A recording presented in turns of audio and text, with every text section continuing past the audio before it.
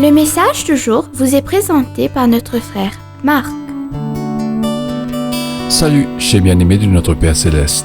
Nous sommes avec Jésus le dernier jour du festival. Le dernier et le plus important jour de la fête. Jésus s'est levé et a dit d'une voix forte, « Quiconque a soif devrait venir à moi et boire. » Et comme le dit l'Écriture, « Quiconque croit en moi, des ruisseaux d'eau vive jailliront de son cœur. » Jésus a dit ceci à propos de l'Esprit, que ceux qui croyaient en lui allaient recevoir. À ce moment-là, l'Esprit n'avait pas été encore donné, car Jésus n'avait pas encore été élevé à la gloire, selon Jean chapitre 7, verset 37 à 39. Bien-aimés, quand vous lisez le verset 37, comment pensez-vous que nous pouvons boire de Jésus?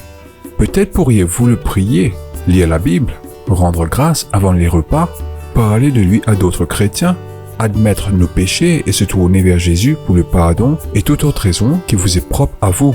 Mais dans les versets 38 à 39, Jésus dit que le Saint-Esprit est l'eau qui donne la vie. Le Saint-Esprit serait donné aux gens qui croiraient en lui.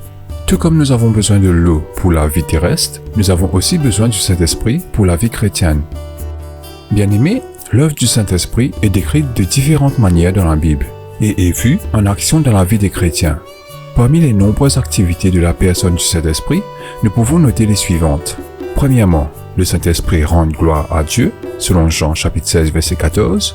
Deuxièmement, le Saint-Esprit enseigne sur Jésus, selon Jean chapitre 15, verset 26. Troisièmement, le Saint-Esprit nous donne le pouvoir d'être les témoins de Christ, selon Actes des Apôtres chapitre 1, verset 8. Quatrièmement, le Saint-Esprit édifie l'Église, selon Actes chapitre 9, verset 31. Cinquièmement, le Saint-Esprit donne à certains le pouvoir de guérir, selon Actes chapitre 10, verset 38 et le chapitre 19, verset 11. Cette liste n'est pas exhaustive et vous pouvez y ajouter vos propres recherches sur la personne du Saint-Esprit. Bien-aimé, au verset 38, Jésus dit « Celui qui croit en moi, des fleuves d'eau vive couleront de son sein. » Cela signifie que les chrétiens peuvent apporter du rafraîchissement aux autres.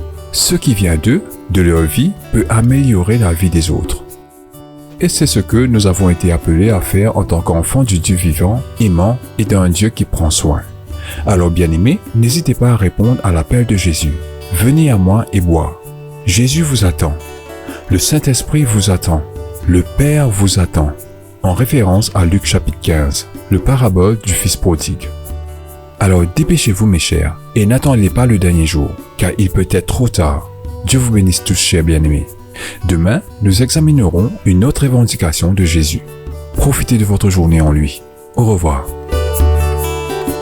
Si toi aussi tu crois que la parole de Dieu est une bénédiction, partage-la et sois une source de bénédiction pour les autres, toi aussi.